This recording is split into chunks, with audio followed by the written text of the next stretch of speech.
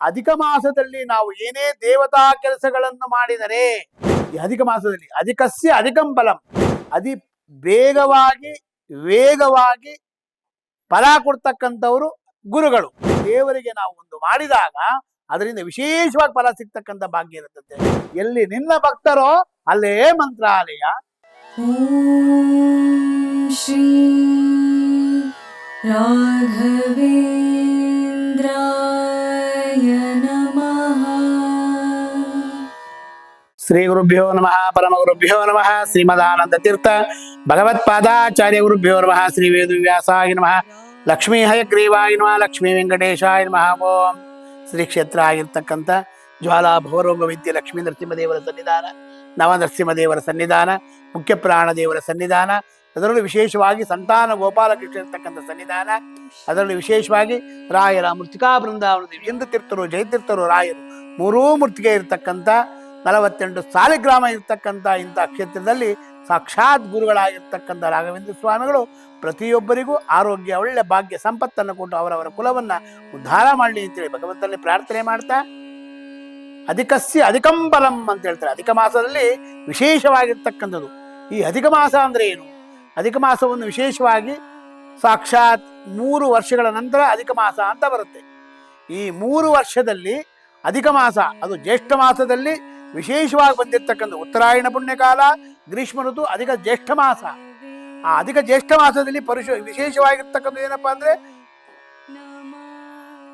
ಅಧಿಕ ಮಾಸದಲ್ಲಿ ನಾವು ಏನೇ ದೇವತಾ ಕೆಲಸಗಳನ್ನು ಮಾಡಿದರೆ, ಪುರುಷೋತ್ತಮ ಮಾಸ ಅಂತ ಕರೀತಾರೆ ಇದನ್ನ.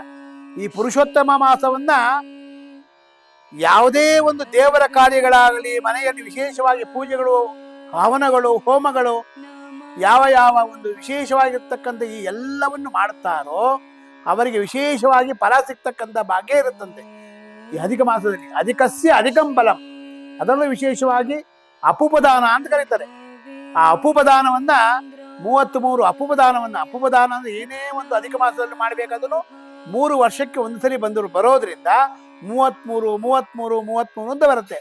ವಸ್ತ್ರ, ರಾಯರಿಗೆ ವಸ್ತ್ರವನ್ನು ಸಮರ್ಪಣೆ ಮಾಡಬಹುದು. ಮಾವಿನ ಹಣ್ಣು, ವಿಳೆದೆಲೆ, ಅಡಿಕೆ ಇವೆಲ್ಲವೂ, ಅದರಲ್ಲೂ ವಿಶೇಷವಾಗಿ ಅಪೂಪದಾನವನ್ನು ಮಾಡಿದಾಗ, ಈ 1 ತಿಂಗಳ ಕಾಲ ಅಪೂಪದಾನವನ್ನು ಮಾಡಿದಾಗ ವಿಶೇಷ ಫಲ ಸಿಗ್ತಕ್ಕಂಥ ಭಾಗ್ಯ ಇರುತ್ತಂತೆ. ಯಾಕೆ ಇವೆಲ್ಲವನ್ನು ಮಾಡ್ತಾರೆ ಅಂತಂದ್ರೆ, ನಮ್ಮಲ್ಲಿರ್ತಕ್ಕಂಥ ರುಜಿನ ರೋಗಗಳೆಲ್ಲವೂ ಪರಿಹಾರ ಆಗ್ತಕ್ಕಂಥದ್ದು 3 ವರ್ಷಗಳಲ್ಲಿ ವಿಶೇಷವಾಗಿ ಅನುಗ್ರಹ ಆಗುತ್ತಂತೆ. ಅತಿ ವೇಗವಾಗಿ ಫಲ ಕೊಡ್ತಕ್ಕಂಥವರು ಗುರುಗಳು. ಅದರಲ್ಲೂ ವಿಶೇಷವಾಗಿ ರುದ್ರದೇವರು, ಮೃತ್ಯುಂಜಯಾಯ ರುದ್ರಾಯ ನೀಲಕಂಠಾಯ ಶಂಭವೇ ಅಮೃತೇಶಾಯ ಸರ್ವಾಯ ಶ್ರೀಮನ್ ಮಹಾದೇವಾಯ ತೇ ನಮಃ. ಆ ರುದ್ರದೇವರು, ಅದರಲ್ಲೂ ವಿಶೇಷವಾಗಿ ಅಗಮ್ಯ ಮಹಿಮಾಲೋಕೆ ರಾಘವೇಂದ್ರ ಮಹಾಶಯ ಅಂತ ರಾಘವೇಂದ್ರ ಸ್ವಾಮಿ ವಿಶೇಷ ಅನುಗ್ರಹವನ್ನು ಮಾಡ್ತಕ್ಕಂಥದ್ದು. ಅದರಲ್ಲೂ ವಿಶೇಷವಾಗಿ ಈ ಅಧಿಕ ಮಾಸದಲ್ಲಿ ನಮಗೆ ಆದಷ್ಟು ಬೇಗ ಫಲ ಸಿಗ್ತಕ್ಕಂಥ ಭಾಗ್ಯ ಇರುತ್ತಂತೆ. 1 ತಿಂಗಳಲ್ಲಿ ನಾವು ಅಧಿಕ ಮಾಸದಲ್ಲಿ ಏನೇನು ದಾನ ಧರ್ಮಗಳನ್ನು ಮಾಡ್ತೀವಿ, ಅನ್ನದಾನ,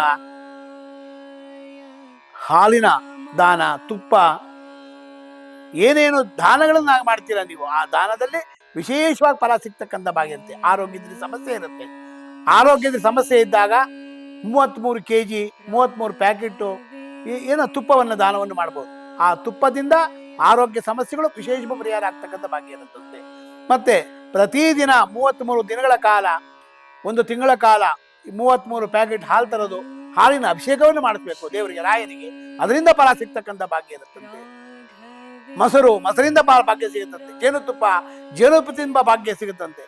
ಯಾವಾಗ ದೇವರಿಗೆ ನಾವು ಒಂದು ಮಾಡಿದಾಗ ಅದರಿಂದ ವಿಶೇಷವಾಗಿ ಫಲ ಸಿಗ್ತಕ್ಕಂಥ ಭಾಗ್ಯ ಇರುತ್ತಂತೆ.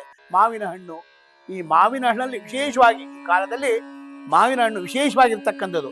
ಆ ಮಾವಿನ ಹಣ್ಣನ್ನ ತಂದು ದಾನ ಧರ್ಮಗಳನ್ನು ಮಾಡಿ, ಮಾವಿನ ರಸದೊಳು ರಾಘವೇಂದ್ರ, ಆ ಮಾವಿನ ರಸವನ್ನು ಮಾಡಿ ರಾಯರಿಗೆ ಅಭಿಷೇಕವನ್ನು ಮಾಡಿ, ಆ ಅಭಿಷೇಕದ ಜೊತೆಗೆ ಎಲ್ಲರಿಗೂ ಕೊಟ್ಟಾಗ ಅದರಿಂದ ಫಲ ಸಿಗ್ತಕ್ಕಂಥ ಭಾಗ್ಯ ಇರುತ್ತಂತೆ.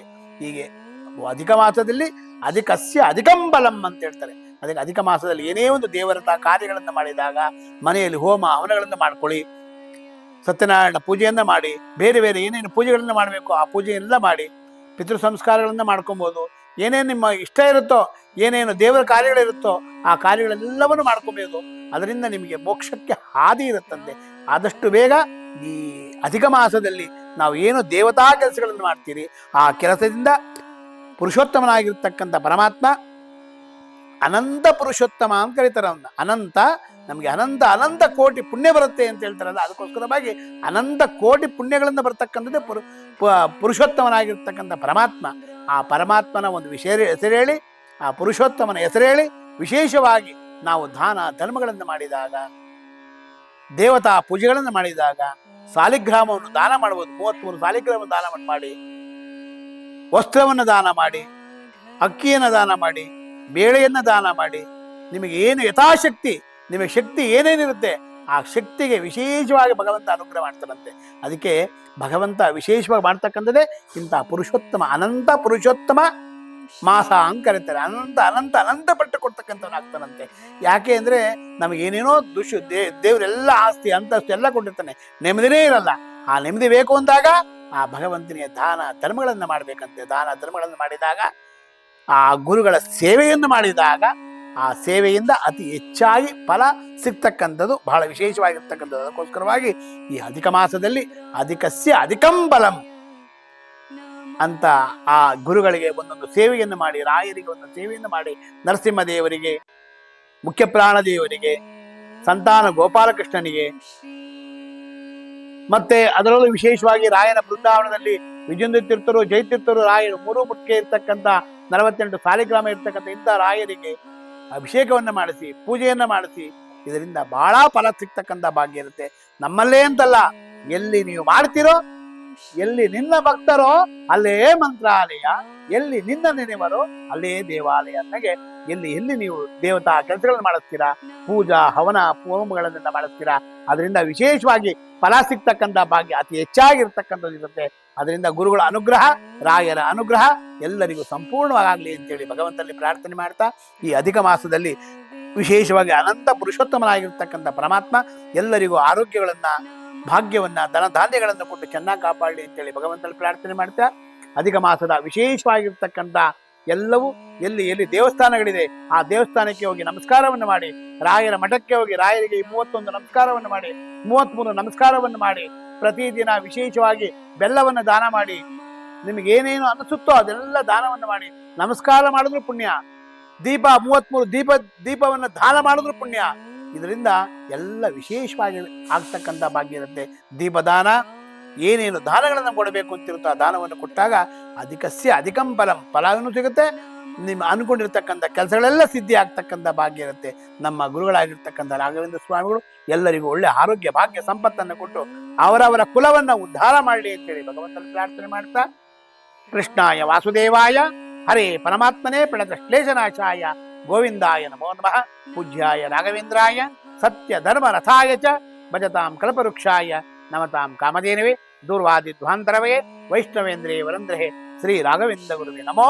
ಅತ್ಯಂತ ದಯಾಳಬೇಕಿಂತ ಗುರುಗಳ ಸೇವೆಯನ್ನು ಯಾರು ಮಾಡ್ತೀರಾ ಅವರಿಗೆಲ್ಲ ರಾಯರೇ ಅನುಗ್ರಹವನ್ನು ಮಾಡ್ತಾರೆ. ರಾಯರ ಅನುಗ್ರಹ ಚೆನ್ನಾಗಿ ನೋಡ್ತಕ್ಕಂಥ ಎಲ್ಲರಿಗೂ ರಾಯರ ಅನುಗ್ರಹ ಮಾಡಲಿ ಅಂತೇಳಿ ಭಗವಂತನ ಪ್ರಾರ್ಥನೆ ಮಾಡ್ತಾ, ಹಂಸನಾಮಕ ಪಕ್ಷಿ ಆಗಿರ್ತಕ್ಕಂಥ ಯಾವ ಹಾಲನ್ನು ತಗೊಂಡು ನೀರನ್ನು ಬಿಡುತ್ತೋ ಅದೇ ರೀತಿಯಲ್ಲಿ ಒಳ್ಳೆ ಗುಣಗಳನ್ನು ತಗೊಂಡು ಕೆಟ್ಟ ಗುಣಗಳನ್ನು ಬಿಟ್ಟು ನಮ್ಮನ್ನು ಉದ್ಧಾರ ಮಾಡಿ ಅಂತೇಳಿ ಭಗವಂತನ ಪ್ರಾರ್ಥನೆ ಮಾಡ್ತಾ, ಸರ್ವಂ ಶ್ರೀಕೃಷ್ಣ ಅರ್ಪಣಮಸ್ತು. ಮಧ್ವಾಂತರ್ಗತ ಭಾರತೀಶ ಅರ್ಪಣಮಸ್ತು. ಪುಟ್ಟರಾಯರೇ, ಏನ್ ಮಾಡ್ತಿದ್ದೀರಾ? ಪ್ರತಿದಿನ ನಮ್ಮ ಅಪ್ಪ ಅಮ್ಮ ನಿಮ್ಮ ಚಾನೆಲ್ ನ ಎಲ್ಲಾ ವಿಡಿಯೋಗಳನ್ನ ನೋಡುತ್ತಾರೆ, ಆದ್ರೆ ಸಬ್ಸ್ಕ್ರೈಬ್ ಶೇರ್ ಮಾಡೋದು ಮರೆತಿದ್ದಾರೆ. ಅದಕ್ಕೆ ನಾನು ಸಬ್ಸ್ಕ್ರೈಬ್ ಶೇರ್ ಮಾಡ್ತಿದ್ದೆ, ಕಮೆಂಟ್ ಕೂಡ ಮಾಡ್ತಿದ್ದೆ. ಹಾಗಾದ್ರೆ ನೀವು ಕೂಡ ಸಬ್ಸ್ಕ್ರೈಬ್ ಶೇರ್ ಕಮೆಂಟ್ ಮಾಡಿ ಪ್ಲೀಸ್. ॐ श्री राघवेन्द्राय